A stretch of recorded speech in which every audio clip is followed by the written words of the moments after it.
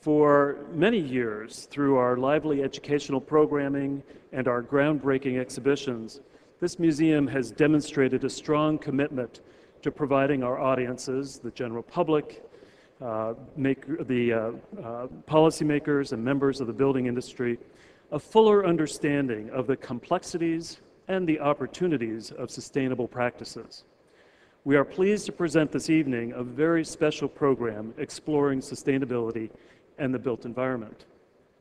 As we examine the impact of sustainable architecture, construction, and design, we are proud to have the support of the Home Depot Foundation as the museum's official partner in sustainability.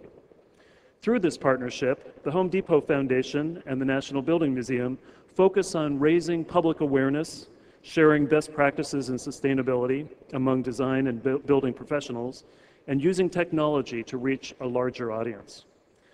One of the partnership's major initiatives is our For the Greener Good program.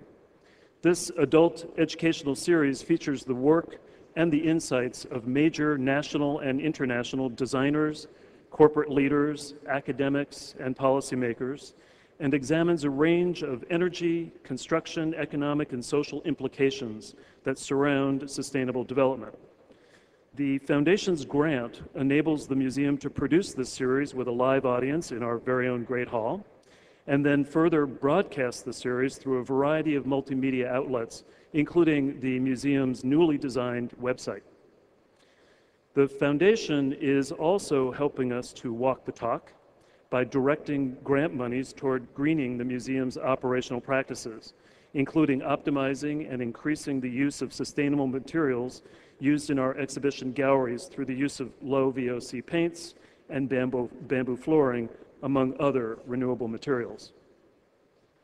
The Foundation and their staff, led by Executive Director Kelly Caffarelli, have played an invaluable role here at the museum.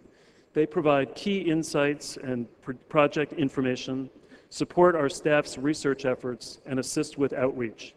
This sort of collaboration is indicative of our partnership over the past few years, as their unwavering support has enabled the museum to produce extraordinary programming. And because each of our organizations is devoted to improving affordable housing conditions and sustainable design, I am certain that together our partnership promises remarkable potential for the future. We would like to thank the Home Depot Foundation for their continued support. We are proud of our joint leadership in educating the public about innovations, design excellence, and the societal values of environmentally responsible building. So now it is appropriate and a great pleasure for me to kick off our second year of For the Greener Good series by introducing to you Kelly Caffarelli, the president of the Home Depot Foundation. Kelly?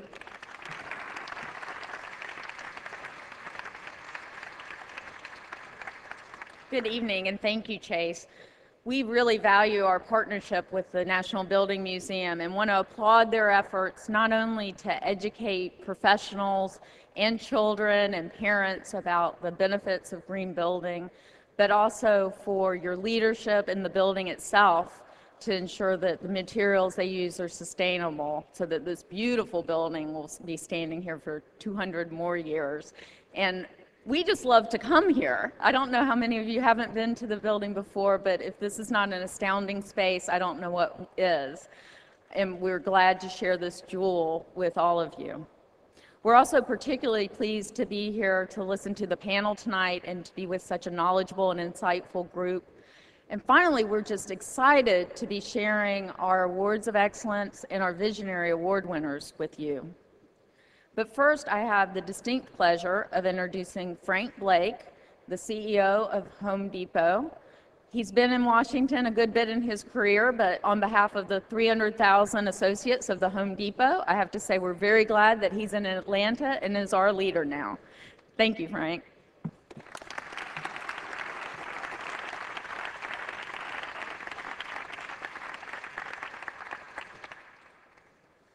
Thanks, Kelly.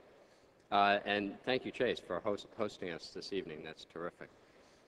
Through the foundation, we make a very serious effort to try to develop affordable housing throughout the United States and in other countries. And this evening, we are very proud to be here to recognize some of the best examples of affordable homes that are also built responsibly. These homes are energy efficient, conserve water, use durable materials, and provide access to transportation and green spaces. You know, it sounds simple, but we recognize that it's very difficult to balance affordability with sustainability. And that's why it's a particular pleasure to be here tonight to recognize and celebrate some of the very innovative and creative work of the nonprofit sector in building affordable housing to green standards. And I hope you've had a chance to see some of these projects. They really are impressive.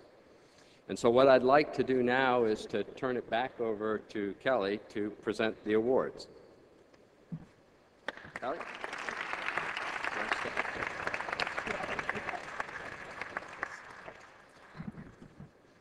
Great. So we are excited to finally get to the main event this evening. At the Home Depot and the Home Depot Foundation, we have a huge amount of respect. That's the wrong thing. And we have a huge... We do, but that's later. For what? On with the show. On with the show. We're very excited to be here. We're celebrating our 5th anniversary. And in 5 short years, we've invested $70 million in homes across the country. We built 40,000 homes and planted over 1 million trees.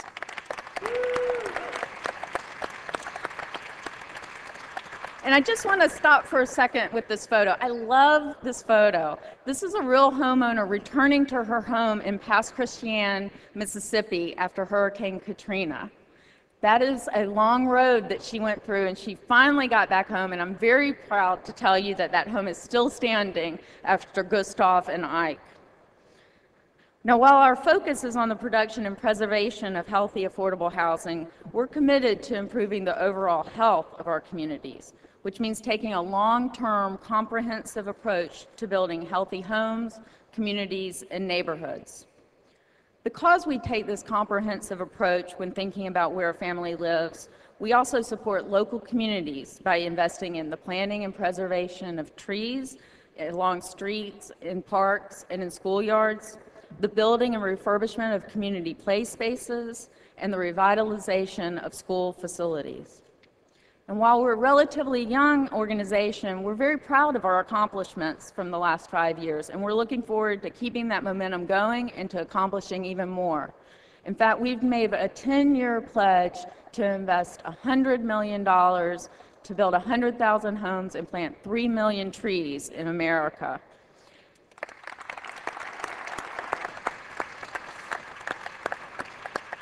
Thank you. And you know, while we like to count houses and brick and mortar, and we like to say how many trees that we've planted, we understand that the real story of our impact is in the success of the families that are able to live in those homes in those healthy communities.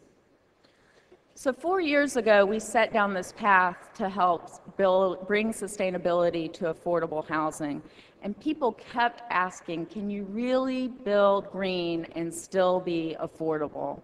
And we kept seeing examples of how you could do it. And we knew people could do it if they had examples to inspire them and for them to aspire to replicate. And so we began the awards program. The winners of the awards over the last 4 years have proven us right that people are building green, they're building affordable, and they're doing it in amazing ways. We go through a process each year to select the winners of our awards, and we spend 2 days with an amazing panel of experts who passionately and insightfully debate the programs that have been nominated and to try to decide what excellence really means in affordable housing. Each project goes through a rigorous process taking into account all facets of building: the design, the construction, the durability, and the performance. But we also look beyond the building itself and beyond the lot line to also consider the impact on the community, the financing structure, and whether or not it can be replicated in other communities. Now, on to the awards. Our 2008 national runner-up in the homeownership category is Colston Community Land Trust for the Matai Place project located in Bellingham, Washington.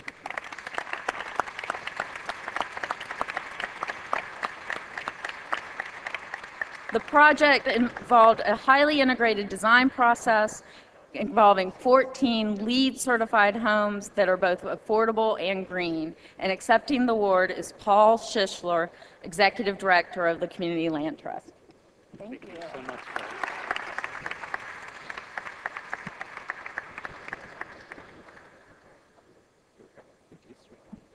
That was good.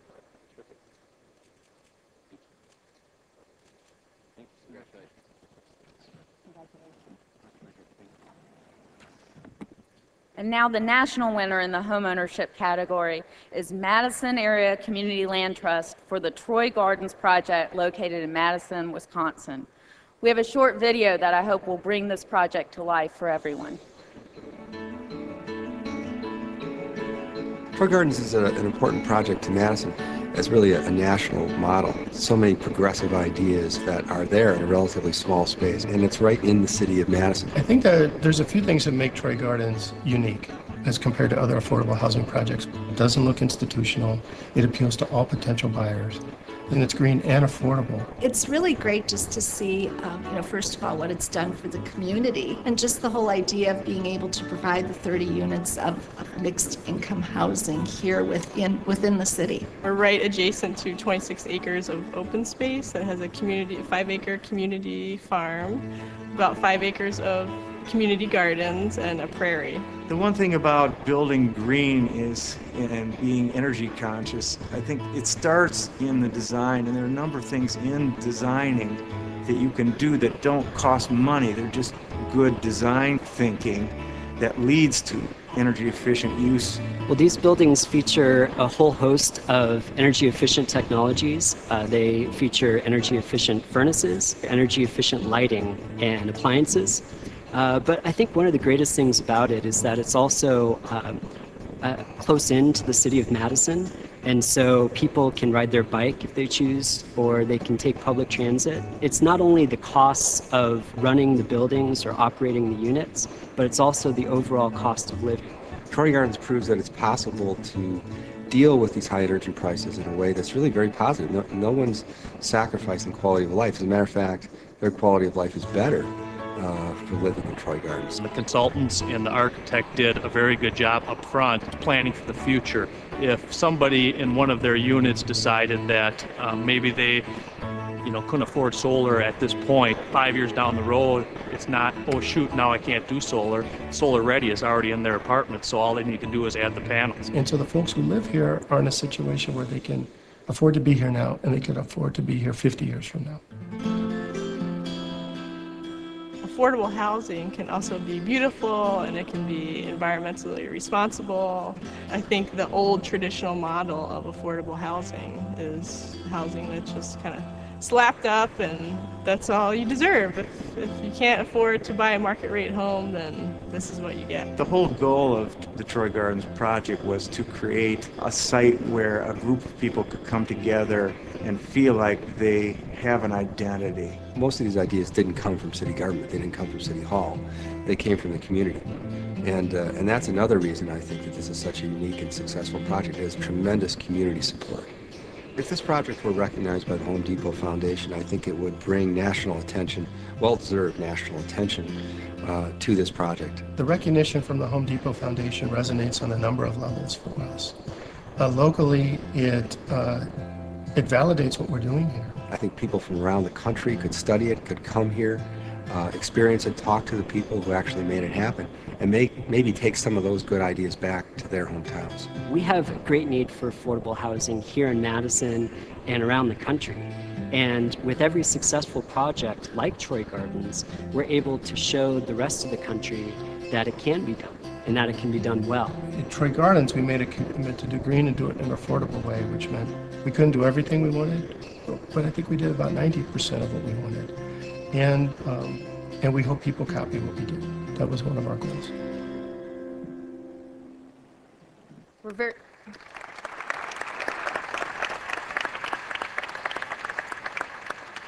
We're very proud to recognize the project with a grant of $75,000, and Greg Rosenberg, congratulations.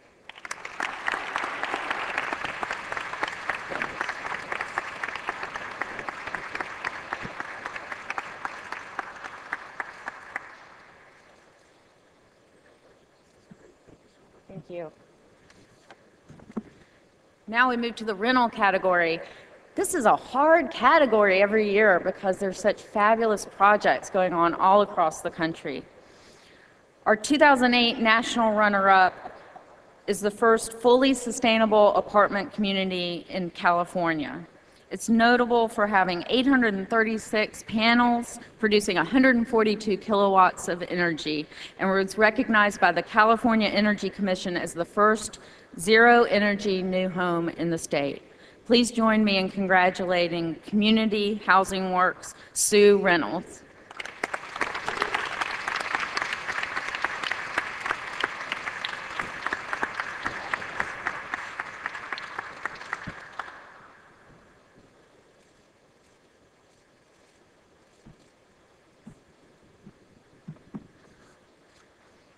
I've always wanted a drum roll, but I don't have a drum roll.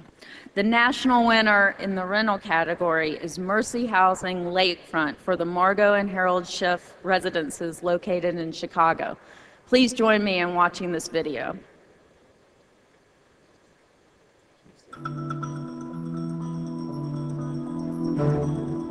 The Schiff Residences is a permanent supportive housing project. It consists of 96 studio units. They're about 300 square feet, and they're designed to give people a sort of a first housing option.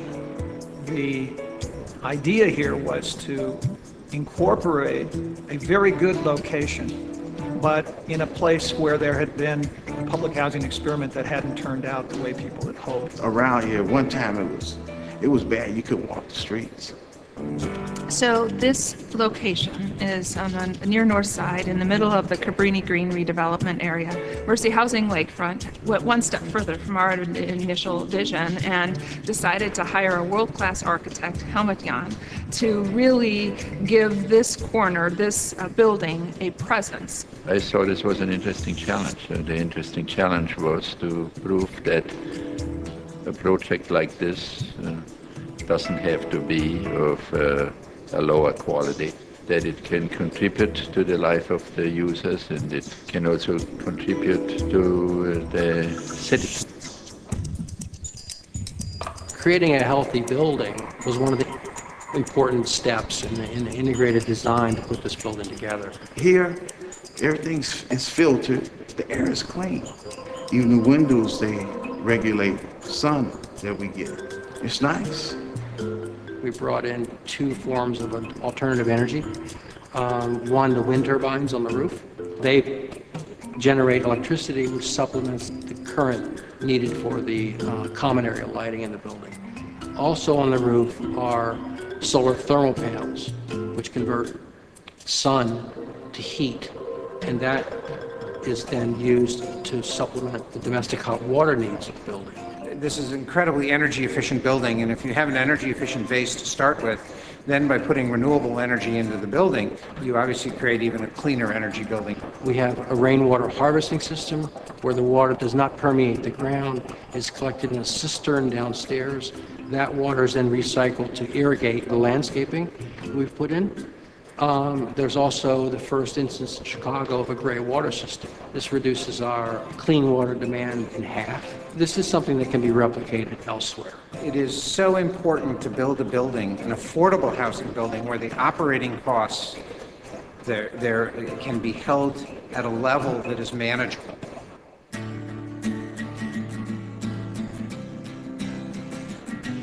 Affordable housing does not have to be synonymous with substandard housing. Nice affordable housing with the supportive piece in place can definitely make a difference in residents' lives.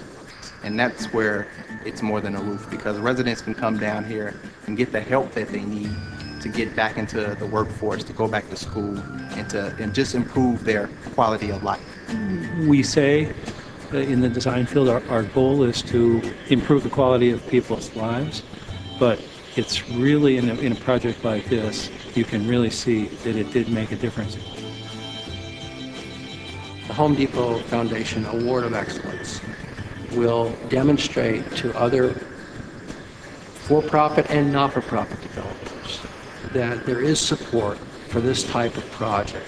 Sending the message to the city, to the country, that people who are starting over deserve great architecture as well. There's a place for everybody in our city, and certainly this building conveys that. Please join me in congratulating Cindy Haller.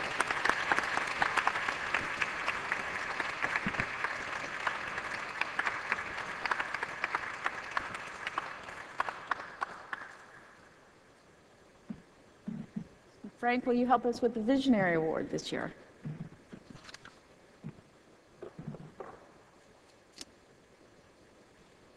Thanks, Kelly.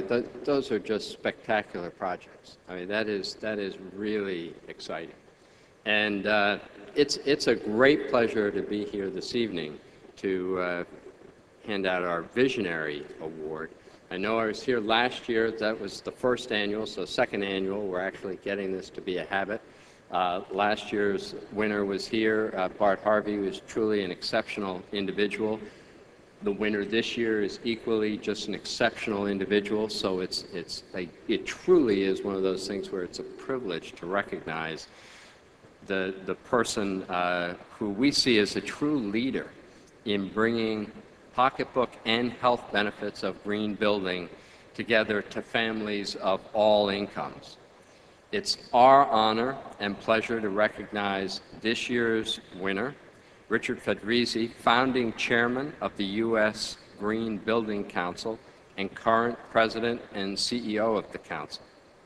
Under Richard's leadership, the council has undertaken a far-reaching agenda that has tripled its membership, broadened its influence, and cemented its role as a leadership voice in the global sustainability movement.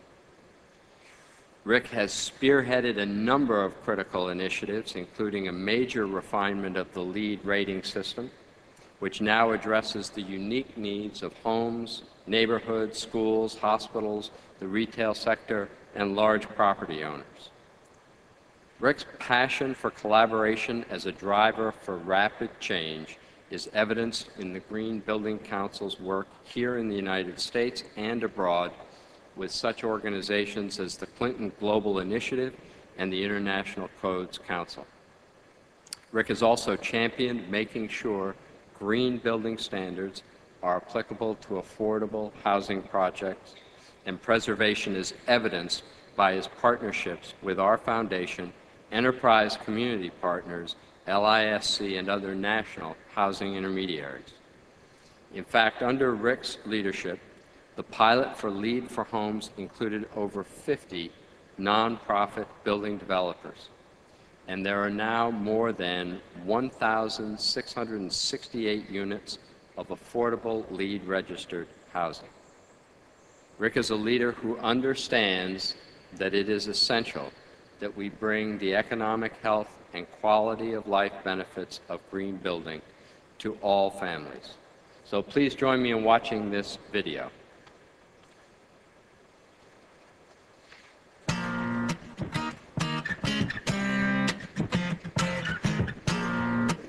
I'm Rick Fedrizzi, President and CEO of the U.S. Green Building Council.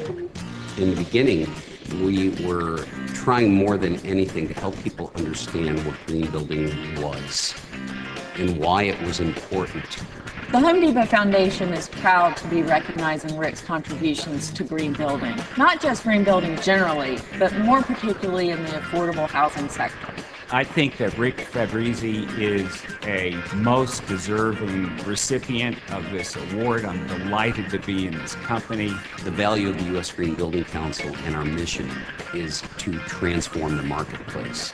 When people say to me, I don't have the money to build a green building, my first thought is, so then you have the money to build a bad building.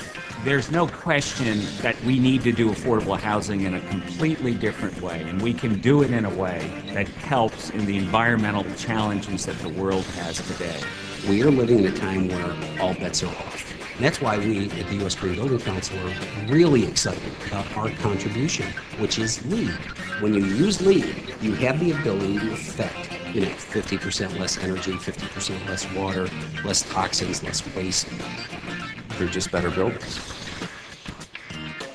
With Rick's vision for green building, more and more families of low to moderate income are benefiting from the monthly savings of a home that's efficient and safe and healthy to live in. It's the buildings we live in, work in, play in, learn in, heal in. I think one of the most stunning applications of green building technologies is in the area of schools. Schools that have a lot of daylight, good air quality, non-toxic materials, great acoustics. And in the green schools that are being built, the reports coming back are just amazing. We've gone past the point of asking the question, would you build green, to the point of we're saying, why would you not build green? This is not the flavor of the month marketing program. This is the future. I thought it was wonderful that the Home Depot Foundation came out with a visionary award. I think Rick is a terrific leader. He has a distinguished career. I think he is a visionary. Ladies and gentlemen, it's an honor to award Rick Fedrizzi the Home Depot Foundation's 2008 Visionary Award.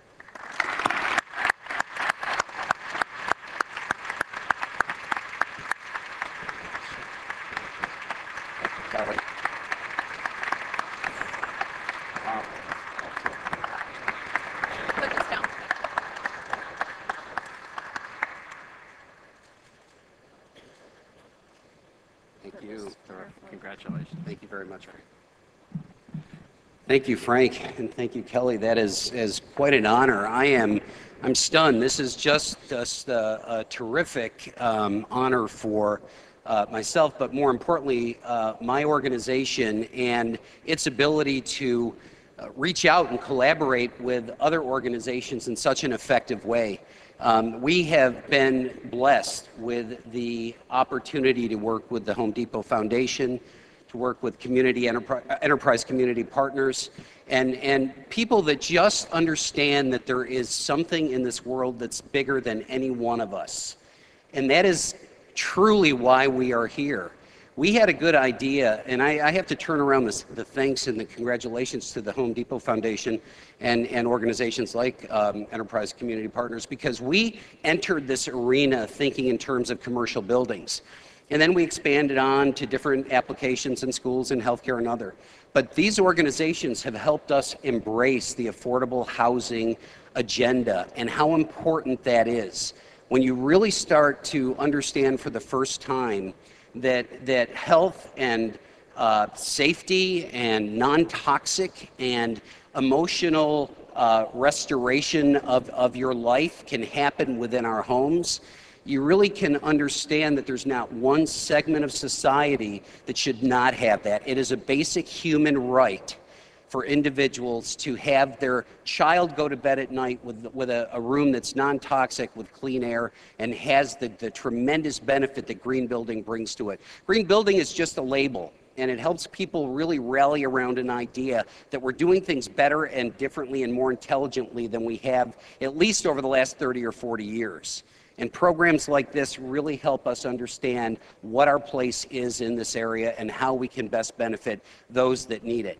When you start to look at projects, and I've talked just recently to some people that are living in a Home Depot Foundation inspired project in the Bronx.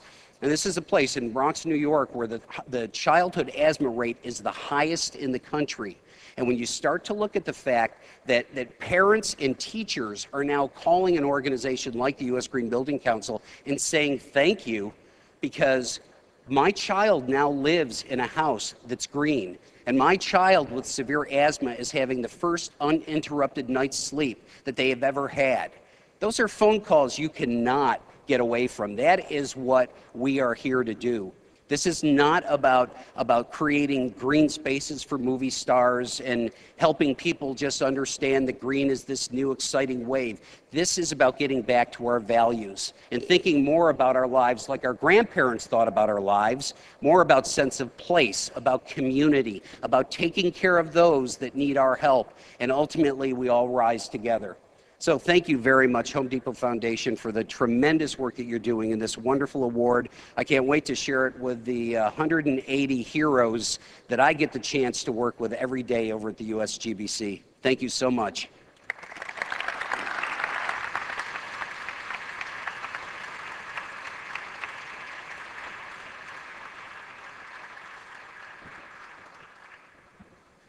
Thank you, Frank. Thank you, Kelly.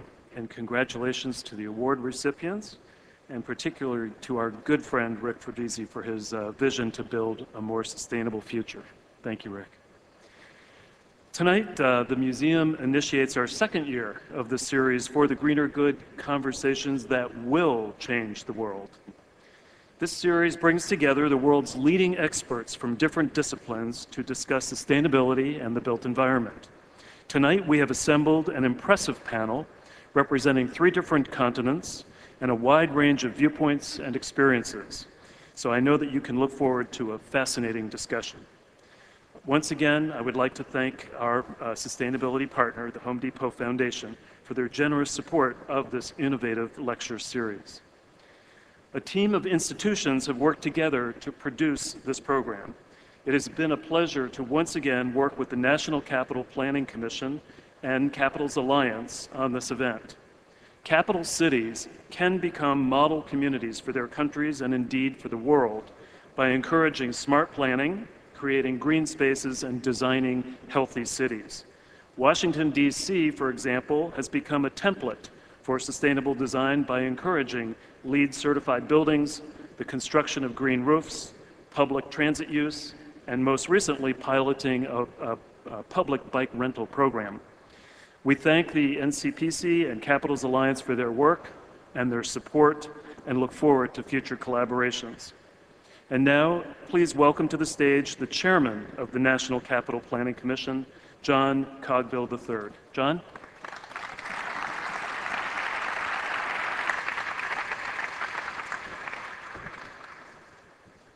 Good evening, ladies and gentlemen.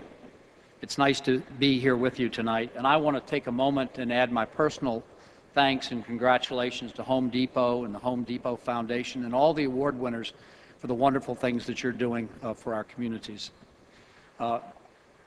Thank you, Chase, too, and to the National Building Museum for co-hosting this evening's program with us in conjunction with the NCPC's Capital Alliance Greening the World's Capital Cities Conference. The museum's Great Hall is a wonderful example of the best in public architecture, and this is truly a splendid venue for this forum. Some of you may not be familiar with the origins of Capitals Alliance, a network of planners and policymakers from capital cities around the world. NCPC helped launch the organization in 2001, along with our sister agencies in Brasilia, Canberra, and Ottawa. For the past 7 years, we have shared a valuable exchange of ideas and expertise on critical urban growth and development issues, many of which are unique to national capitals. As host city for the 2008 conference, we've been exploring this past week the role of national capitals in creating a more sustainable environment. Capitals Alliance delegates come from 15 capital cities across 5 continents and are hearing from leading experts in the fields of sustainability. Some of you in the audience have attended these events, and I hope you've enjoyed the many speakers and panel discussions. It is predicted that 3/4 of the world's population will live in cities by the year 2050. The consequences of this shift, strained resources, traffic congestion, and pollution, will be great unless we act now. Tonight, we will hear from some of the foremost leaders on sustainability who are pointing the way in this extremely important arena. From Brazil, we will hear from Cassio Taniguchi, the gentleman who is the driving force behind Curitiba's rapid bus system. From Sweden, we are joined by Irene Svenonius, a city recognized as one of the greenest, most livable cities in the world. And representing the United States, we will hear from U.S. Congressman Earl Blumenauer, who has led numerous successful sustainability initiatives in his home city of Portland, Oregon. Moderating this lively discussion is Marcel Beaudry, a former mayor of Hull, Canada, and I will say more about Mr. Beaudry later.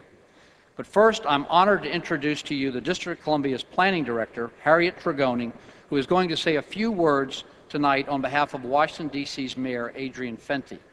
Ms. Tregoning is the district's top planning official. She is helping to lead many of Mayor Fenty's efforts to make Washington, D.C. green through and through, including initiatives to restore the city's waterfront, refit buildings with green roofs, and create green-collar jobs. The mayor has assembled some of the finest minds in to advance this cause, and Ms. Tregoning is certainly one of them. So without further ado, please join me in welcoming Ms. Harriet Tregoning.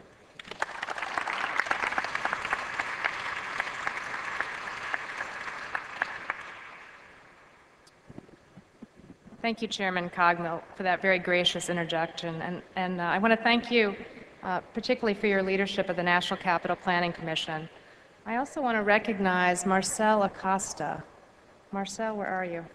The Executive Director of the Commission. I have to say, together under your creative and inspired direction, the Federal City and the District of Columbia now enjoy one of the most productive and collaborative working relationships in recent memory, and it's certainly my personal pleasure to get to work with both of you. I also want to thank Chase Rand of the National Building Museum and the Home Depot Foundation for providing wonderful programs through their Green Lecture Series, including the wonderful program we've already been a part of this evening, and for sponsoring this joint event with the National Capital Planning Commission. On behalf of Mayor Adrian Fenty, I'm very honored to welcome all of you, particularly the representatives of many of the most dynamic and important capital cities in the world, to the District of Columbia. We're so happy to have you here and to get the chance to have a real conversation about our responsibilities as capital cities. It's tough being a capital city. The nation looks to us for leadership, whatever the federal policies. Our citizens expect us to be innovative, yet conscious of the weight of history. Show the private sector how to be green, but then run to catch up with them when they really take the ball and run with it. Be a place of pride and commemoration that quickens the heart of every countryman, but also a really great livable city for the people who call Washington or their capital city home. Demonstrate the very best of city practices and allow the many visitors to have experiences in the capital city that may not yet be available in their own communities. Be a cherished destination for every citizen, but also a global city connected to all the other nations of the world. What all this means is that we have some of the most difficult, exciting, and important work that there is to do. Many of the challenges of our city are also the challenges of the nation. Here are some of the things that we're doing in Washington, D.C. to begin to meet some of those challenges. We want to ensure that Washington is a green and sustainable city, and in many ways, I think we're off to a good start. We have more parks and open space per capita than any city of our size, and we try to utilize that space to absorb stormwater runoff, to sequester carbon, and to mitigate some of the urban heat island effect. We have enacted the most ambitious green building legislation of any comparable city in the U.S., with public buildings being built to LEED standards by beginning back in, earlier this year in 2008, and all private buildings over 50,000 square feet by 2012. We rely more on walking, biking, and transit than most American cities to get to work, and less on cars. In fact, fewer than 50% of people who go to work in Washington go by automobile. And we're working to make it even easier to be car-free in DC. Monday, car-free day. Check it out. We have the Mayor's Green Team, chaired by my very brilliant colleague, George Hawkins, the Director of the Department of the Environment, who's here this evening. This is a team that has more than 80 members from 40 agencies of the district government, and they have a very wonderful task, which is to set the very best example for our city by greening our own government. The Green Team is focused on recycling, on reducing energy use, on reducing carbon emissions, and helping to develop the district's very first comprehensive sustainability plan. And we have big plans to do even more. We're growing a green and restorative economy in the District of Columbia with a focus on emerging green-collar jobs. That's a host of environmentally oriented employment opportunities, from entry-level, unskilled labor to highly technical positions requiring extensive certification to professions based on college or graduate degrees. So a whole career ladder in this industry. Green-collar jobs cover everything from green building contractors to lead paint abatement to brownfields cleanup to river restoration or energy efficiency retrofits, from landscapers to horticulturists to construction workers, scientists, remediation specialists, building managers, architects, designers, and more. We're investing in world-class transportation options. In addition to our great metro system, we're making key investments in transportation. Today you can travel from a place like Union Station to Georgetown using premium transit service like our DC Circulator, or you could hop onto a DC Smart Bike, the first bike-sharing program in the US, much like the ones now in Paris and Barcelona. Soon Union Station will also be home to a state-of-the-art bicycle parking facility with valet parking services.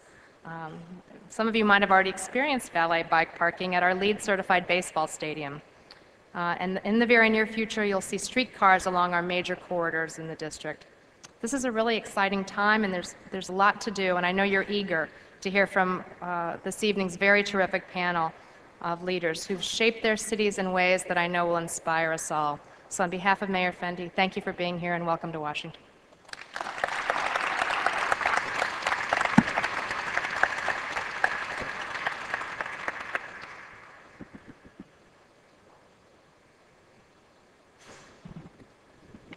I have to say that I live in Richmond, Virginia, but my daughter has voted with her feet.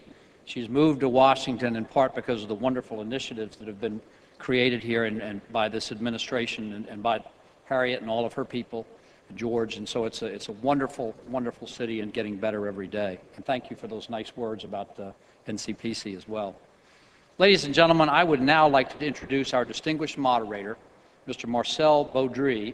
Mr. Beaudry served as the chairman of Canada's planning agency in Ottawa for more than 15 years, where he led many of the National Capital Commission's award-winning planning initiatives. A lawyer by profession, he has served on the boards of numerous companies, financial institutions, universities, and charities, including the Board of Governors of the University of Ottawa. Please join me in welcoming Mr. Beaudry and our illustrious panel to our nation's capital.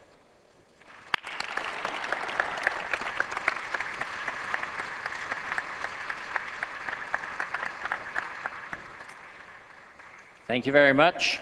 Good evening to you all, and welcome to this very special program on world leaders on sustainability. We have the privilege this evening of having with us a panel of distinguished persons that have experience on different measures that were taken in their communities and that has proven to be quite successful. Since we would like this meeting to end around 8:30, I will not be too long in my opening remarks, but I would like to present to you the panelists that are with us this evening. Each of the panelists will be addressing the audience for approximately 4 minutes on their experience in their community, the measures that have been taken, their thoughts, and the results that were achieved. And as our first panelist this evening, we have the pleasure of welcoming Irene Svenonius from the beautiful city of Stockholm in Sweden. As the city's chief executive officer, Ms. Svenonius is Stockholm's highest appointed political official. She joins us on behalf of Stockholm Mayor Sten Nordin, who unfortunately has fallen ill and could not be with us this evening. But we're quite lucky and honored to have Irene in his place, as she has served the city of Stockholm as one of its eminent leaders for many years. Prior to assuming the role of CEO, she served as a director of the city's research and statistics department, the city's financial director, and as head of the mayor's office. Ms. Irene Svenonius.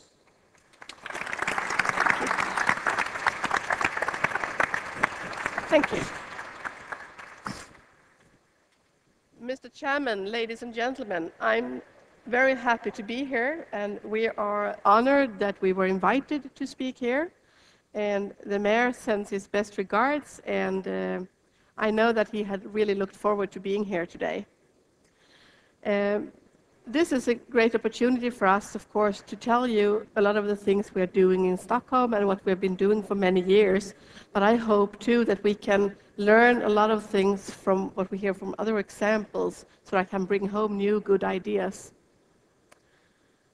The city of Stockholm has worked for many, many years with sustainability issues. It's not a new thing. We've been working with that for like 30 or 40 years. And that has given us a lot of experience, of course, of what works and what doesn't work. One thing that is important is that we have found out that you can both have a city that grows in number, I mean more citizens, and you can have a city with economic growth at the same time as you're doing a lot of good things for environment. They don't have to stand against each other. Stockholm is a growing city. We are growing quite rapidly. We are aiming to become 1 million inhabitants in 20 years. We're now 800,000, and that in a growing region as well. And we have a lot of challenges, of course, of both retaining and developing the unique characters that our city has. And we believe that our city must be sustainable and an attractive place, both for all the persons who live in the city, as well as those who are conducting business or just touristing, visiting our city. We have a long reputation of being a clean city, and maybe, if you ask me, the most beautiful capital in the world. And I can tell you that right outside my window of City Hall, you can go swimming.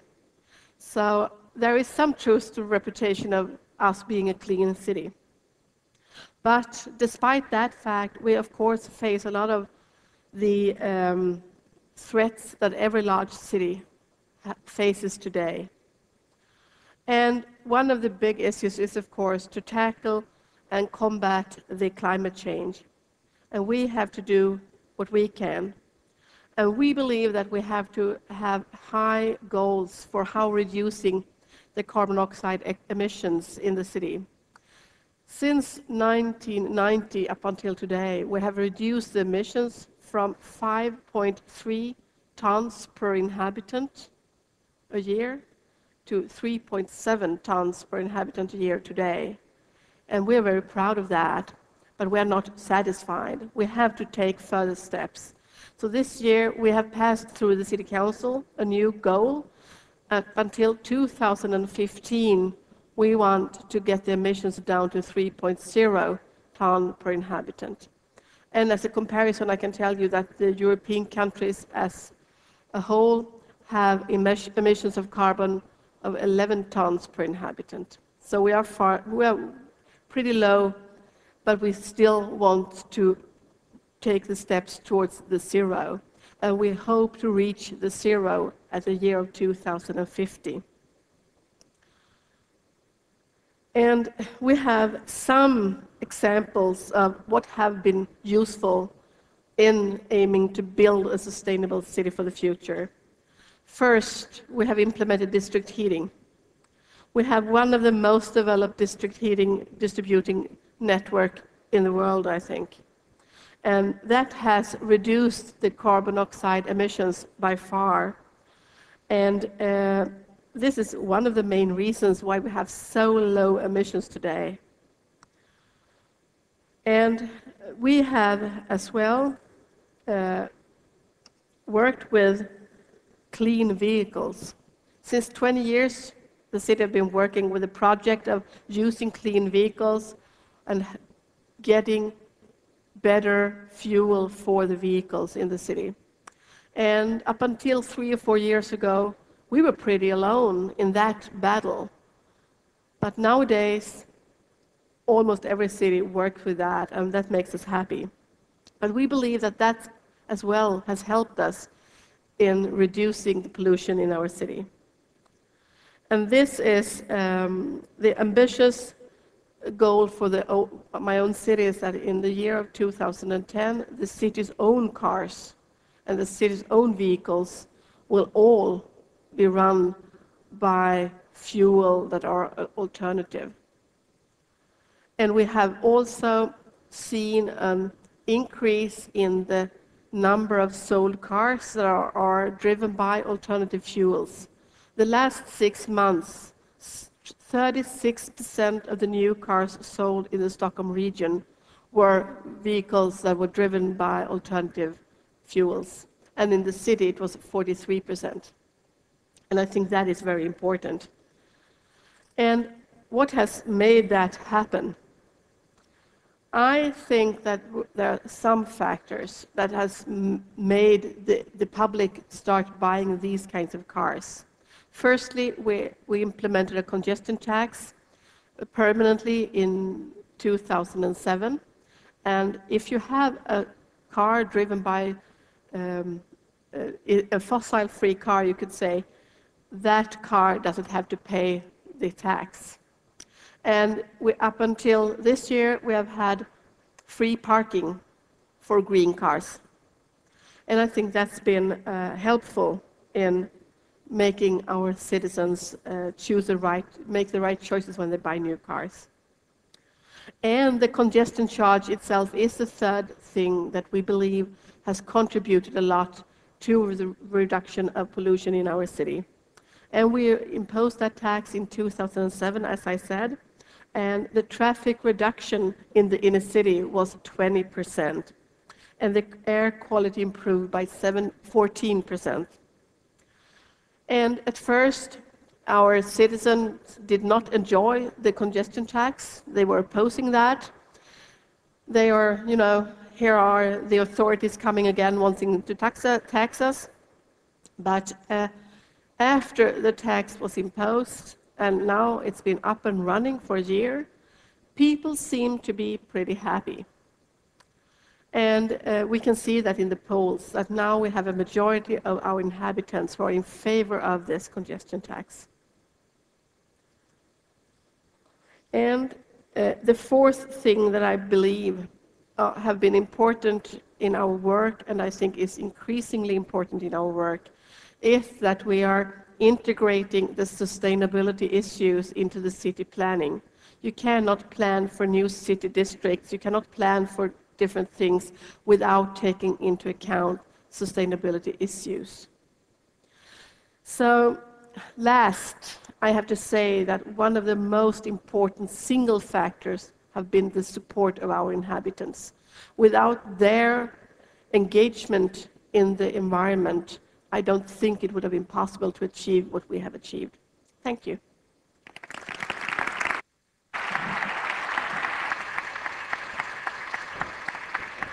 Thank you very much, Ms. Svenonius. Our next panelist is Casio Taniguchi, the former mayor of Curitiba, Brazil. Mr. Taniguchi has been working in Curitiba for 40 years and is one of the members of the team that brought about planning transformation in the city, which focused on environmental protection issues. Mr. Taniguchi was first elected mayor of Curitiba in 1997 for a 3-year term and was re-elected for another 3-year term in 2001 and is currently member of a Brazilian Federal Chamber of Representatives until 2010. Mr. Taniguchi is in charge of the Secretariat of Urban and Environmental Development of the state capital of Brasilia. Mr. Taniguchi also served as the Secretary of Planning, Industry, and Commerce of the state of Paraná, actively involved in changing the state economic profile.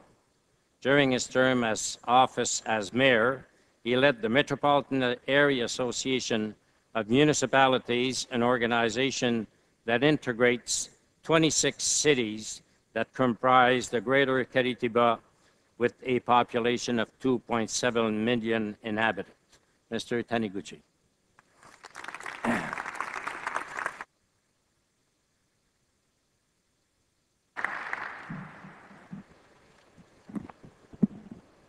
Good evening.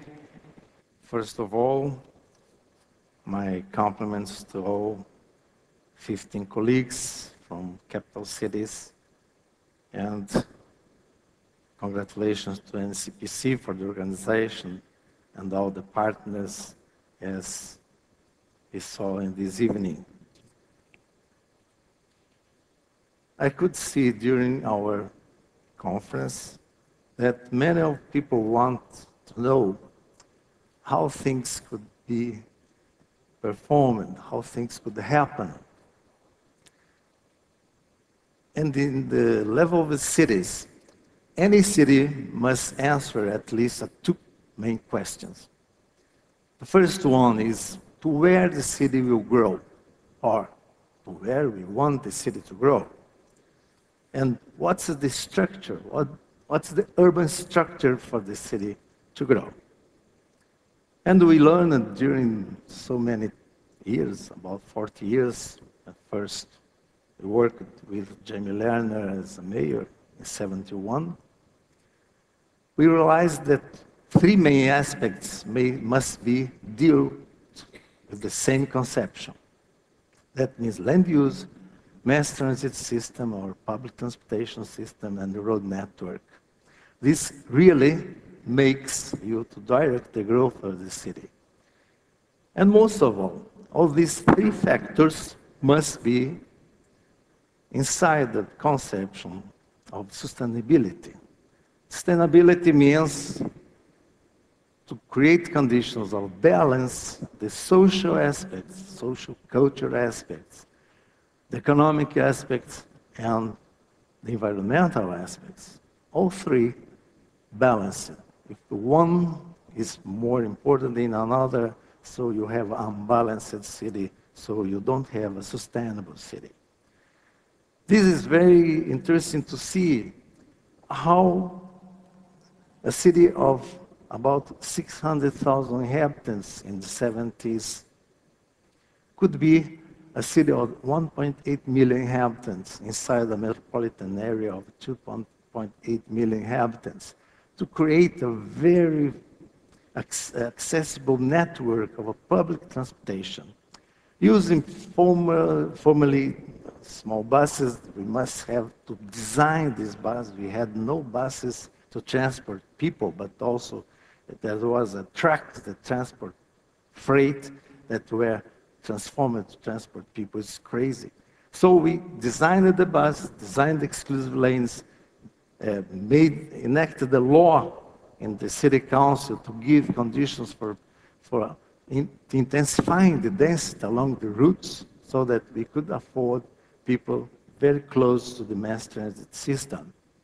And most of all this system allowed us to improve along 30 to 40 years and introducing several modes of transportation. Articulated buses, and after double articulated buses, and the tube station where you transform a single bus in a mass transit system, and so on.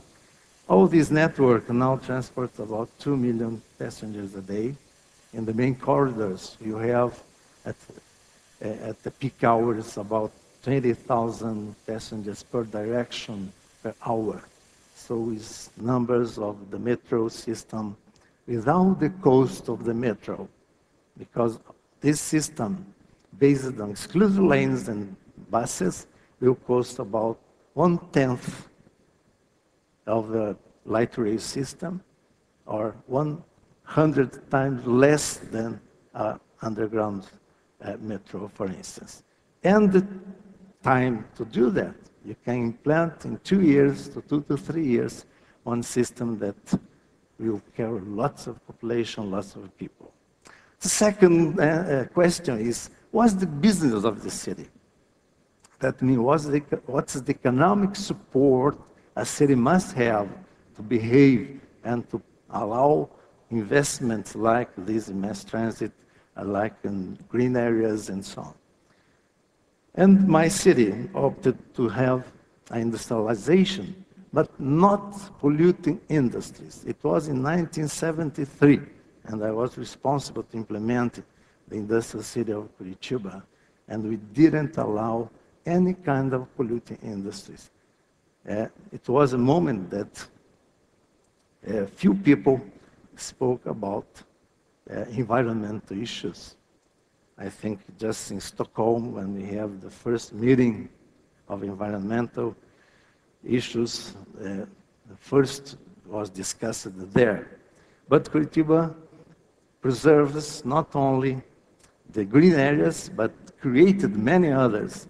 So we could reach from 0.5 square meters per inhabitant of green areas up to now 53 square meters per inhabitant. It's really a huge evolution.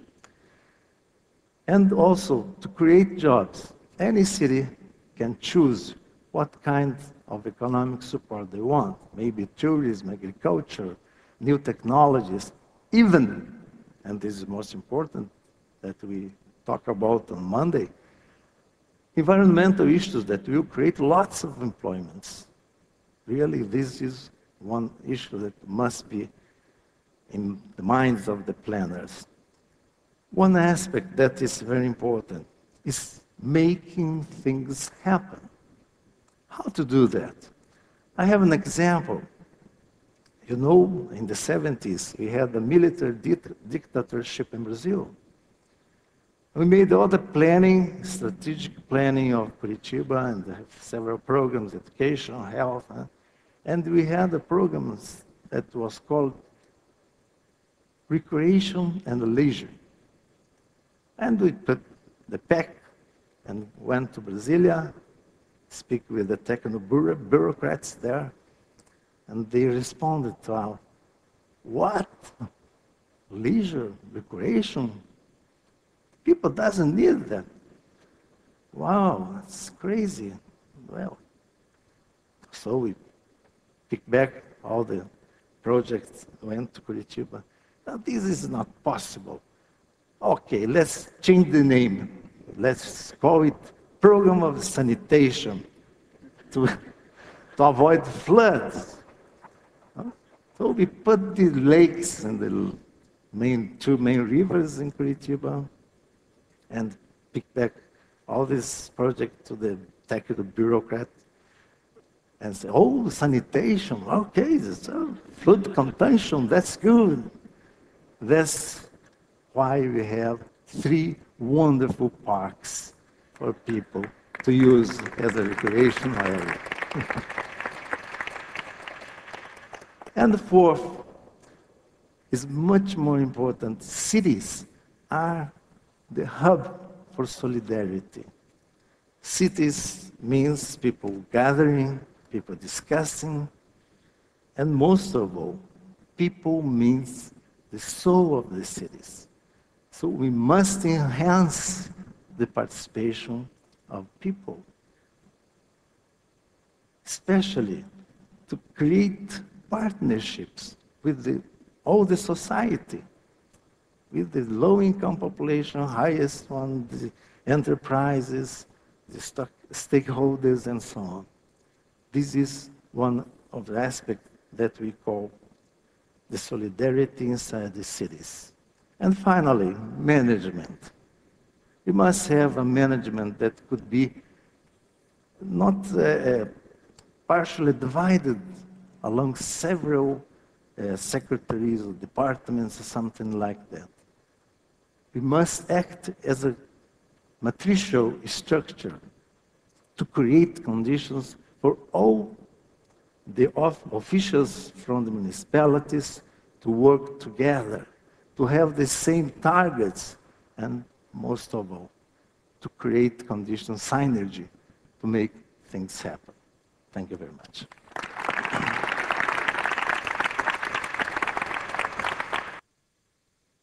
Thank you very much, Mr. Taniguchi. Our last panelist is Mr. Earl Blumenauer, Congressman for Oregon's 3rd District. Congressman Blumenauer has devoted his entire career to public service. He first served in the Oregon House of Representatives in 1972 and was elected in the U.S. House of Representatives in 1996. During his tenure as Commissioner of Public Works for the City of Portland, his innovative accomplishment in transportation, planning, environmental program, and public participation have helped Portland earn an international reputation as one of America's most livable cities. Congressman Blumenauer is committed to promoting livable communities in the federal level. a member of the Ways and Means Committee, the Budget Committee, and the new Select Committee on Energy, Independence, and Climate Change. He's a strong creative voice, both at home and abroad, for the environment, sustainable development, and economic opportunity. Congressman Blumenauer.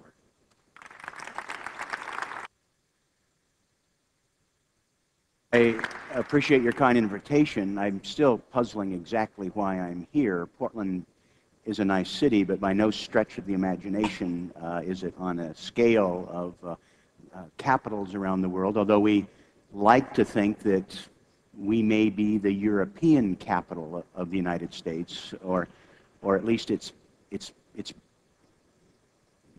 the best European city in America.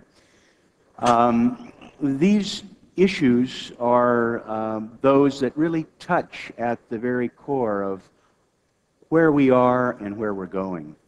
For the first time in history, I am more struck by the fact that we are now a majority living in cities for the first time in human habitation. It is a matter, getting this right is a matter of survival economically, environmentally, and geopolitically.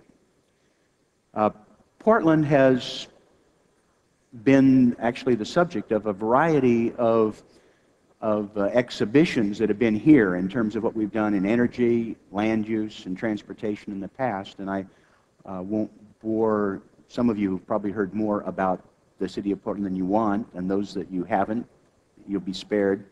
But there are a few items that I think are significant. One is that we were the first city in the United States with a comprehensive energy policy. Oregon was the first state to have a comprehensive land use statewide policy and the creation of urban growth boundaries that help define the scope and extent of urban services and the interrelationships. We were the first city in the United States to embark upon a conscious policy to reduce greenhouse gases more than 15 years ago. And there are a number of applications of transportation, land use, and energy that have made a difference for us. I think it's significant, though, that if you can do it in Portland, you can do it anywhere. We're kind of a backward, out-of-the-way, medium-sized city, not very distinguished in terms of a manufacturing base, great wealth, major institutions of higher education. It rains all the time. Those of you who have any experience there at all understand we're fighting against the weather. And we have a very conservative nature of the political process and the body politic. So the things that we've done over the course now of almost a third of a century really had to pencil. They had to make sense. They had to be basically simple and easy to explain, and they had to work. Many of the things that I'm most proud of are things that aren't really fundamentally new and different. Our recycling program that doubled our recycling rate literally overnight upon its implementation just brought us back near the recycling rates during World War II. We're proud of having the first modern streetcar reintroduced in the United States, and that's fun and exciting, but it's nothing that those of you who study the history of any of our major cities are unfamiliar with. I mean, you could ride on a streetcar from Boston to Chicago. I think there was a 13-mile gap that prevented you from riding continuously on streetcar and interurban electric system. It's proven technology. We have a 6% modal split for the city with bicycles. And in the inner city, the most densely populated portion, the traditional city, that rate is double. And it's been going up at double-digit rates. These are things that work. They've been cast in terms of giving people more choices about how they move, where they live. The fact that people have more choices in Portland in terms of taking light rail, free transit in the downtown core, streetcar, bicycle, walking, means that our community, the average family, spends over $2,500 a year less on their automobile because they have non-motorized choices. These are elements that I think are going to be part of what's occurring in communities across the country. For the last 25 years, I've been having conversations in communities about light rail, about land use planning, and early in my career, these were regarded as sort of communist plots, regarded with not just suspicion, but outright hostility. I think I was responsible for at least one transit general manager being fired for having me in town proselytizing. But now we're watching where communities across the United States are in competition with these elements. Virtually every major city now has fixed rail transportation. Inner city development is exploding. 82 cities are looking at the reintroduction of streetcars in their community. I love the fact that we're competing with Houston and Denver to be the wind energy capital of the United States. And that two of the cities that were the most hostile and the most auto-dependent, Houston and Phoenix, are now rail cities. They're looking at land use planning in Houston, for heaven's sakes. And in Phoenix, before they even open their first rail line in December, there's $6.5 billion of new development along the alignment. So this is happening, I think, in an exciting and an accelerating pace. And what is important about tonight's conversation is we can learn from the great cities of the world, but a lot of this is back to the future. It's giving people choices. It's providing a planning framework and having cost-effective mechanisms to be able to provide the quality of life that people want, to make the communities livable, and make all our families safer, healthier, and more economically secure. Thank you very much.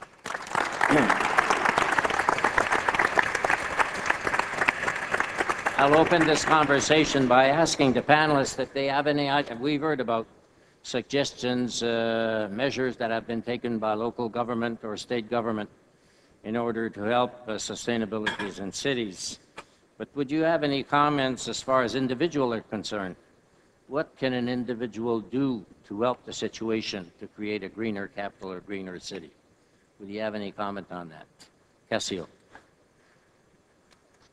I think people must be very conscious about greening cities, about environmental protection, about how to deal with this very important issue. But the government or the public sector must give the example how to do that. Nowadays, in Brasilia, for instance, they never talk about sustainability or something like that except on the university and in certain areas of environmental NGOs. And in the beginning of last year, we had a very good opportunity to create a new district that will house about 40,000 inhabitants in the last sector of urbanization of Brasilia. And I convinced the government that we must have conditions and must do a green district. And we was the first public sector organism that helped create GBC Brazil. Mrs. Talassi, I think now is heading the GBC Brazil in São Paulo. She's wonderful people, and we could not join because we are from public sector, but we agreed to make every effort to create these conditions, and also to make people more conscious about the necessity of saving water, to use solar energy, not to use problematic materials that could give conditions for health, and so on. So I think this is an example that must be put in the consciousness of the population. Even the public building, the new administrative center of 150,000 square meters will be a green building. So we are trying to create this kind of consciousness to the population also.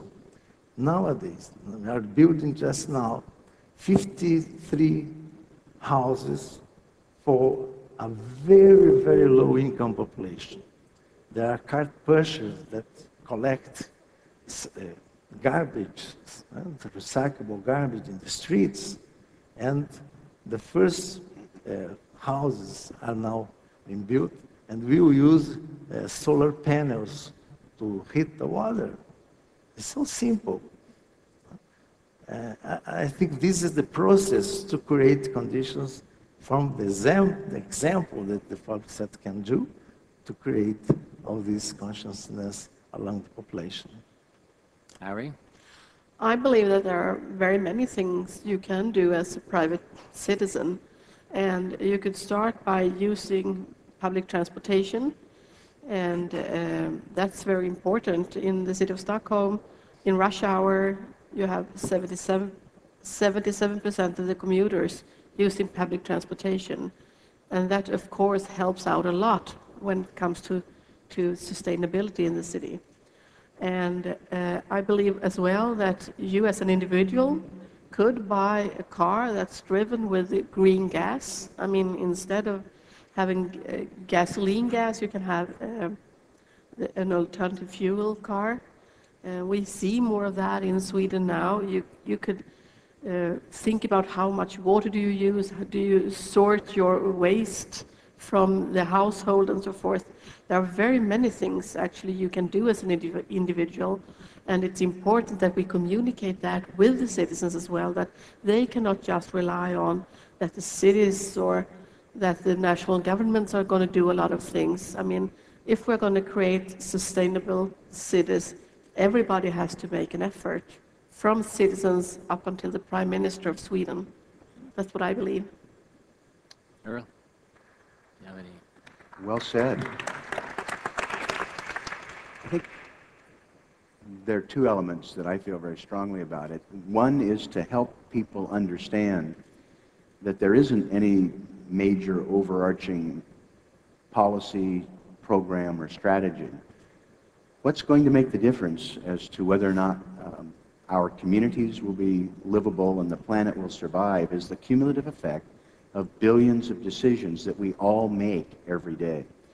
And being able to drill into each citizen, starting with children in school and everybody that we have access to, they need to think about those individual decisions about where they shop, how they move, where they live, what they do next, how they tie their trips together.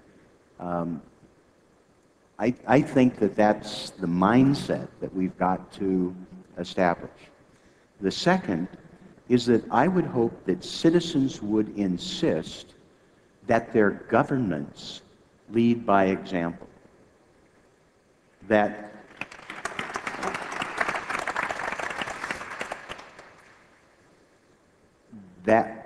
government itself ought to practice what we want other people to do.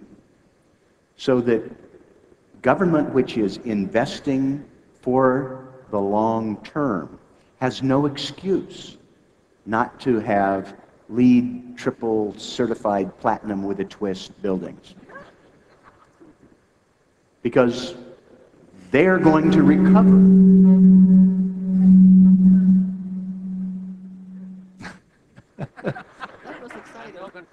They really are going to recover the cost over time. That the city, the county, the federal government can bring about a change in fleet composition faster through its procurement policies.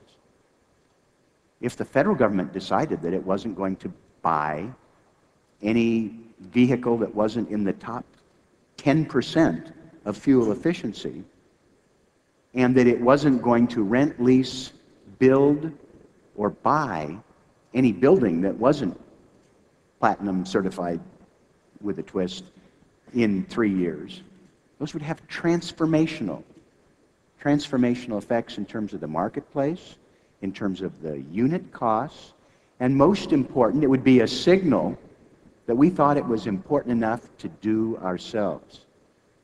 Honoring the street tree ordinance. Just go down the line. The federal government manages a portfolio of over 300 million square feet. It's the largest consumer of energy in the world. An aircraft carrier gets 17 feet to the gallon. If we're willing to apply these principles, I think it's going to make a huge difference. And it's part of our role as a citizen, is to hold government to be accountable, and it'll make Harriet's job easier. Do you think there should be incentive given by government for LEED certification for those that are building those new buildings? Do you think that there should be one way of creating an incentive for them to go about it? Yes.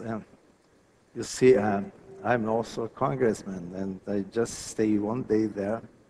And this day, I made an amendment to the law of cities to create some kind of incentives for all the entrepreneurs in the public sector or not to build sustainable buildings or sustainable districts or something like that.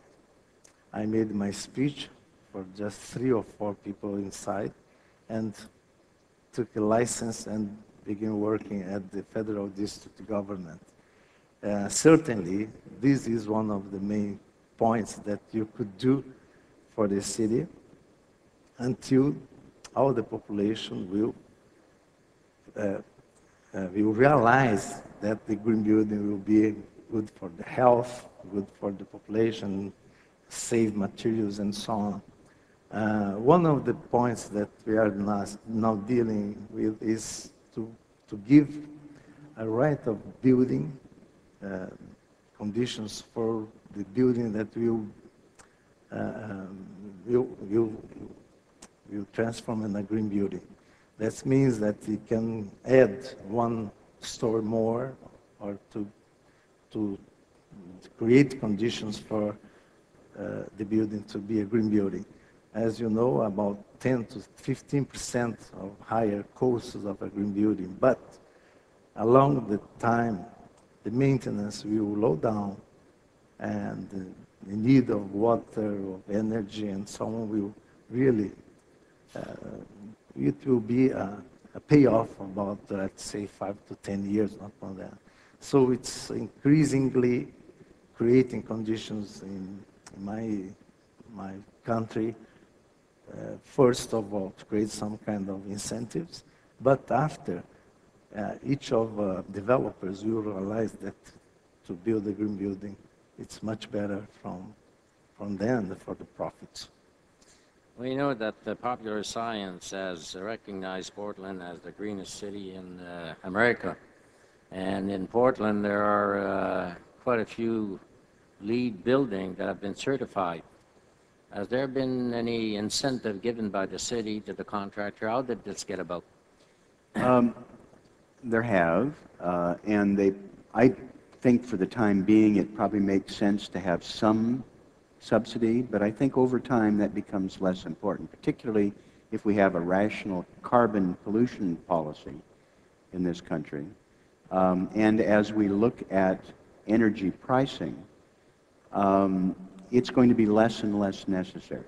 What we're finding already is that LEED certified buildings in our community recover the cost, the extra cost that's associated with that, in a relatively short period of time.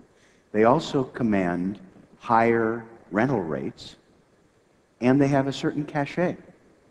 So as we move forward, and have a decent regulatory system, and as I say, deal with carbon pollution, I think that's going to be less and less of an issue over time. One of the elements that I think the city can do is to recalculate the cost of its system development charges. Most communities assess to the developer costs for water and transportation and whatnot that they calculate as in terms of the impact that that additional structure has on the community. What we're finding is that, and we've had a situation with which is currently the largest LEED certified platinum building in the country. We're soon to lose that designation to New York City. But for the time being, we think we're number one. The developer was able to negotiate with the city a very dramatic reduction in the sewer and water system development charge because it was so efficient that it reduced long-term demand for sewer treatment and water capacity.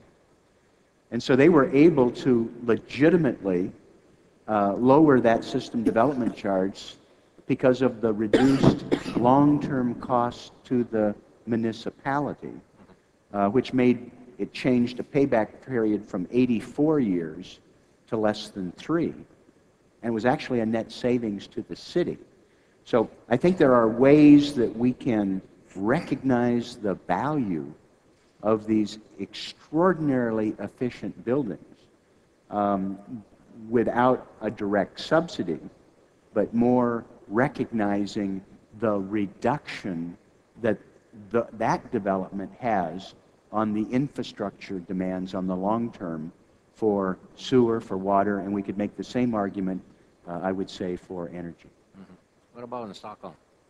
You. Well, we avoid subsidies actually, and I don't think we have had the need for that. We have a law regarding city planning that gives the Swedish cities, I mean, we have the final decisions in when they're going to be construction of new buildings and so forth. So we can put a lot of pressure on the construction companies in another manner than I think you can, which helps out, of course. And then in the city of Stockholm, we planned a whole new city district for 25,000 inhabitants named Hammarby Sjöstad, and it's almost completed. It's not fully completed because it takes a number of years to complete it. And that has been a success. It was the first new city area where we were using integrated city planning. And we have a system where the water, the wastewater and the wastes are going into a system and are used to create biogas that's going back for heating into the buildings again. So, I mean, all the waste from the households are going back into the area for heating and for using for stoves and so forth. And they were using building materials that were environmentally good.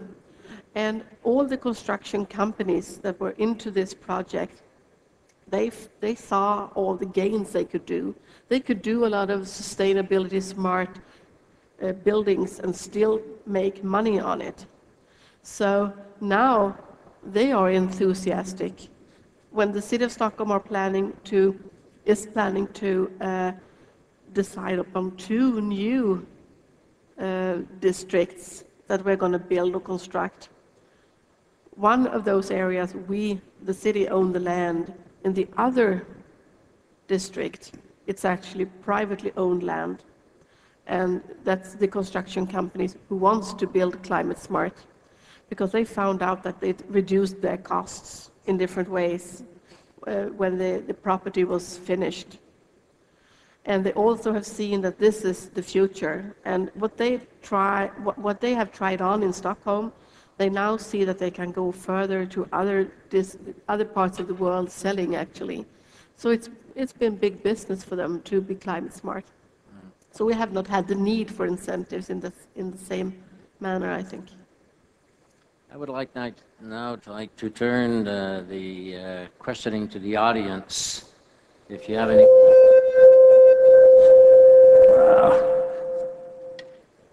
Okay, let's try that again. No. Mike, if there's any question from the audience, please raise your hand. I don't see quite well in there. I'm going to move in this direction. Here, there's a spotlight. We have two portable microphones, and I would like you to use the portable microphone. Raise your hand if there is any question. And I would like you to identify yourself and the organization that you are representing and to whom the question is addressed. Hello.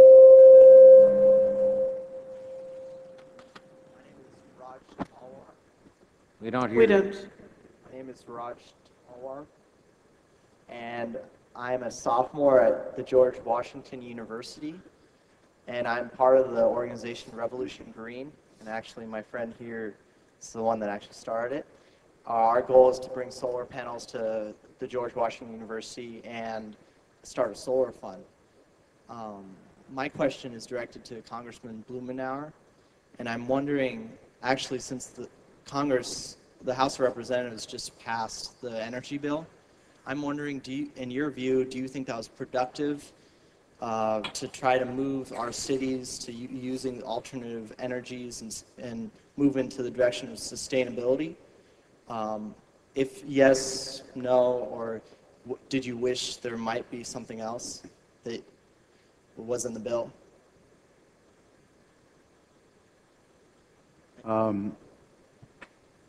The legislation was the result of being held hostage by sort of the lowest common denominator on the energy dialogue in Congress. Some people are absolutely convinced that the most important thing is a bumper sticker about more oil drilling, which will make no difference for 15 years, according to the Bush administration. Authorities I don't often cite, and will have the effect of perhaps lowering the global price of gasoline 15 or 20 years from now. But there were elements in it that were very important. One was to eliminate some of the unnecessary subsidies for petroleum companies and extend subsidies now for emerging renewable technologies, particularly solar and wind energy. Very important. There is an effort here to have a national renewable portfolio standard, and I will predict in less than 2 years we will have a much more ambitious national renewable portfolio standard, which will help make all of these more affordable.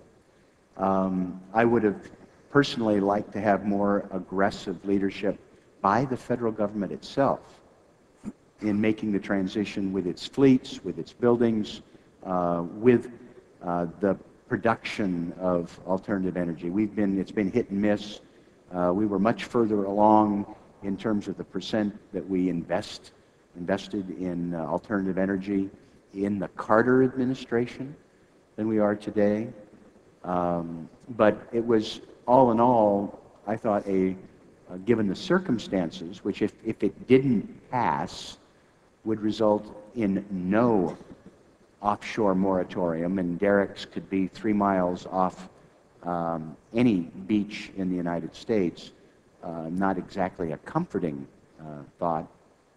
Last but not least was an element to try and get full value of our energy resources. The United States, unique among major energy supplying countries, actually prices our resource below the world market.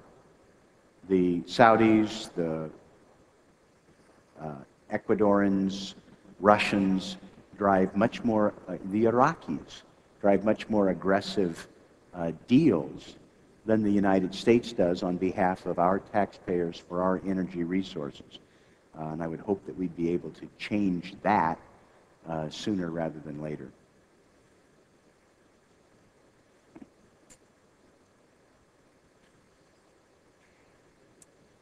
I'm Lynn Cherry, a children's book author and illustrator, and recently wrote a book, How We Know What We Know About Our Changing Climate, with photojournalist Gary Brosh, who's from Portland.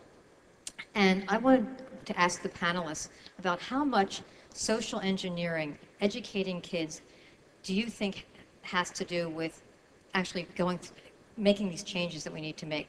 So as you know, in the US, we had seat belts, we had kids being educated about not littering, about recycling, and these really drove those issues. So how much does this social engineering, educating kids, have to do with the success of these changes in the future? And just a second question is, when you're thinking about green building, how do you balance not building at all against green building? So for instance, we have a park, a waterfront park here called Poplar Point. It's this beautiful park on the river, and there's a developer who wants to develop it, green developer, but we would not have that carbon sink, we wouldn't have this green area and all the benefits from just simply not building at all. So thank you. Okay. Yes. Irene? I start on. Yes. I think that the children, I mean, what you educate them is of course important in the long run. If they understand what's happening to the earth and how they can contribute to a sustainable world, that's important. But that would take too long time. I mean, the children are small. I think we need to start changing the adults now as well, and changing the ways we are thinking about how to do things, and make the business community be a part of that. And we have challenged the business community in Stockholm. We have challenged the clean tech industry to come up with new research and developments that we can use to build greenhouses, and I think they have responded very well. The second question, which is very important, is that at least in our city, we actually try to save the green areas, because we believe, as the congressman here, to have a city which is very tight. You have a lot of people in a smaller area, but then you can save a lot of the green spaces that people really need, because the tight city is more sustainable. You can build public transport, for instance, and so forth, that makes it much more sustainable. But that means that you have to take care of the green areas. And we have a policy from the City Council that mainly, I don't say always, but mainly use to exploit already exploited areas, to reuse land, so to speak, and to save the parks and the green areas. Just complement this issue. It's a very strange coincidence that in our development in Brasilia for this new district, 40,000 inhabitants, we had the same question. Why create such a huge district instead of leaving all these grounds as a green area? The first aspect is that population continues to grow, and we must give conditions from them to have an affordable place and a good quality of life. And they cannot, the developer cannot build everywhere they want. There are zoning, there are regulations, there are several aspects that avoid such a kind of aggression to the nature. So it's not the green building or not, but it's a necessity to create new housing areas, new commercial areas, because our forecast for the Brazilian population is to house more 500,000 inhabitants up to 2020. So it's a need to create something that could be very, very good, very well planned not to cause impacts to the nature. For instance, all the storm water will be collected and will not make any impact over the rivers. So along this new district are being created 300 hectares of park that will be exactly at the side of this new development, so that all the impact that could be caused by storm rain or by energy consumption and so on could be lowered at a very good condition, so the quality of life of the population will be preserved. The issue of where and how to develop is one that needs to be put in a context. Washington, D.C., Portland, Chicago, and Baltimore are much less densely populated today than they were 50 years ago. Washington, D.C. had a population, maybe somebody knows, it was what, 800,000? We're under 600 now.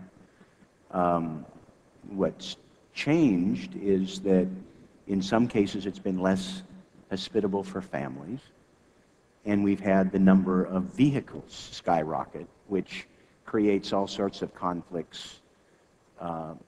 Given an appropriate plan where we help re-energize traditional neighborhoods, and we give people more choices about the type of housing that they have, we can accommodate lots of growth and development.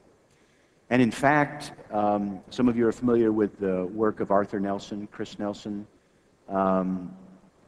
Chris has done some fascinating projections based on the demographic bubble that is crashing down upon us. Some of us grew up in the Leave It to Beaver era, where there were 2 parents and multiple kids in half the households.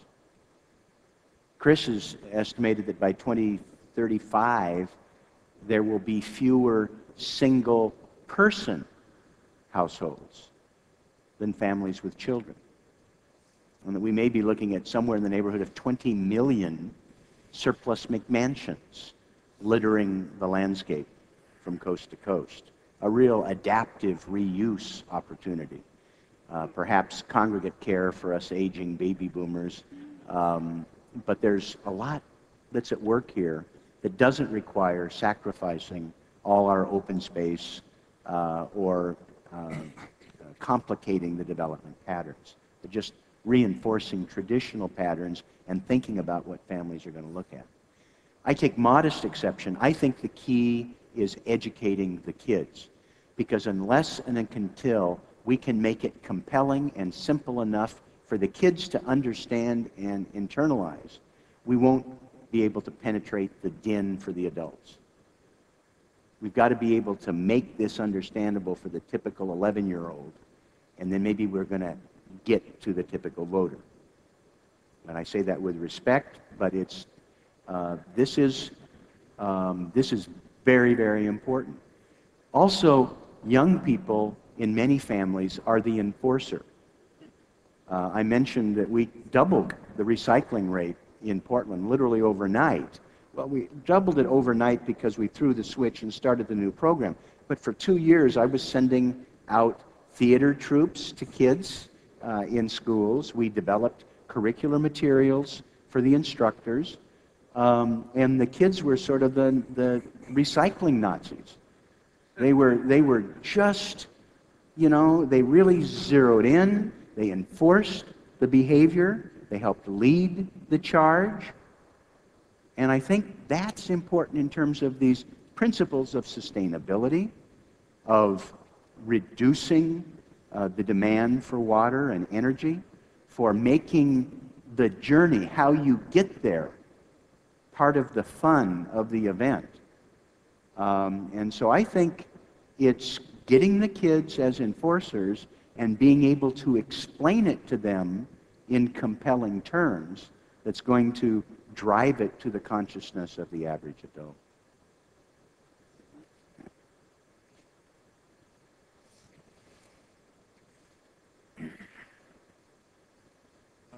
I'm Herbert Girardet from the World Future Council, and I gave the keynote lecture at the start of this conference. And my question is for Congressman Blumenauer. Now, we've heard a lot about the inconvenient truth of climate change, but we've also heard about the convenient opportunity of dealing with this matter, particularly from Al Gore recently, who said that we could convert the United States energy system to running on renewables within 10 years. And we have also heard from Joe Biden in his acceptance speech that he reckons 5 million new jobs could be created over the next few years from renewable energy. How come that we haven't heard about this in the election campaign to any significant degree since then? And my question is, do you see this as a real political opportunity to persuade the general public in this country that there's remarkable possibilities for making this country energy self-sufficient and turning around many, many buildings and cities, and from being highly energy efficient to highly efficient? What do you see this agenda as developing over the coming weeks in the election in the United States? Well, I can't speak for Senator McCain, but I've spent enough time with Senator Obama, and in fact looking at alternative energy sources, touring in Oregon some of the developments in transportation. I know that this is fundamental to his thinking and will be part of an Obama administration. I know that Speaker Pelosi is zeroed in on this like a laser. She's absolutely committed to rebuilding and renewing America, dealing with failing infrastructure, dealing with climate change and energy shortage in a water-stressed world. She gets it. She is moving pieces around internally already in terms of encouraging people to develop proposals of this nature. Tomorrow, we have 2 committee meetings in Ways and Means where we're looking at a carbon cap and trade bill that would be administered through the Department of Treasury, and actually is more ambitious than the proposal that was defeated in the Senate that I've been working on with my colleague Lloyd Doggett, and it has a number of other co-sponsors on the Ways and Means Committee. We'll be dealing with green energy in the afternoon on the Global Warming Committee. This is gaining momentum and currency across the country. I was in 2 congressional districts in Michigan this weekend, and I will tell you, green jobs was on the mind, not just of the politicians, but the public.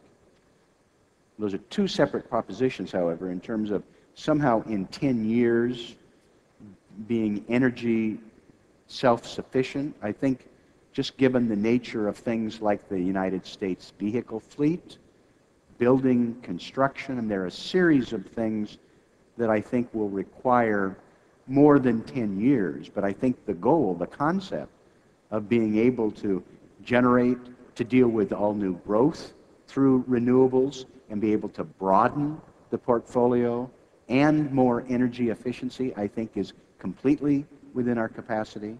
And I think there are millions of jobs that will in fact be created, that are in fact being created now from coast to coast.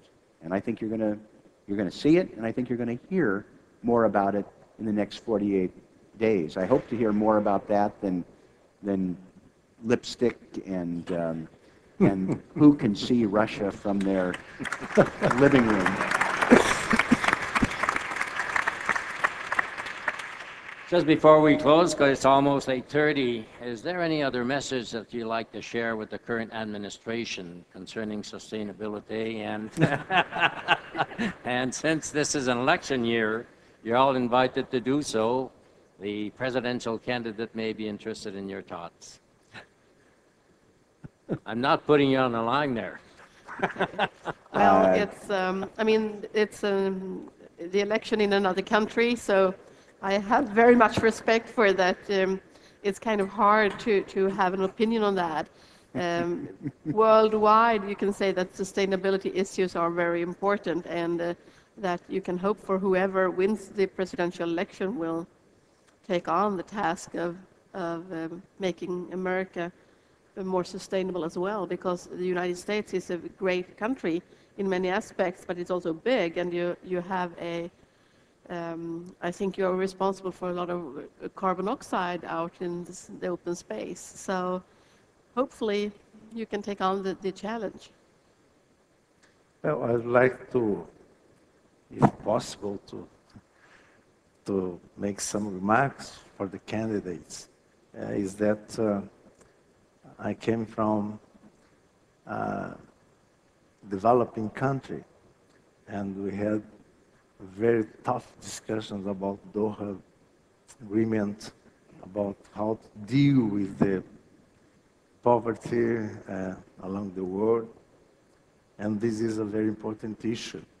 I know that nowadays we are discussing, the two candidates are discussing internal aspects, but I think and I hope that the two candidates could broaden more the discussions concerning to how to deal with reducing poverty, how to deal to reduce hunger, how to deal with reducing the green gas effects, and so on, because they are leaders of the world. It's unquestionable. So they have a very great responsibility concerning to the world issues, especially from these 3 points that I point now: hunger, poverty, and a free and more ample commercialization of goods and services.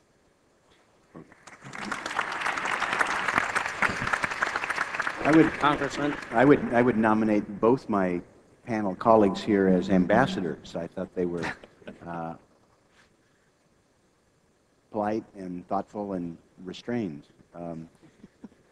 I am hopeful that the United States comes out of this election owning up to its responsibilities globally to be a participant in fighting global warming,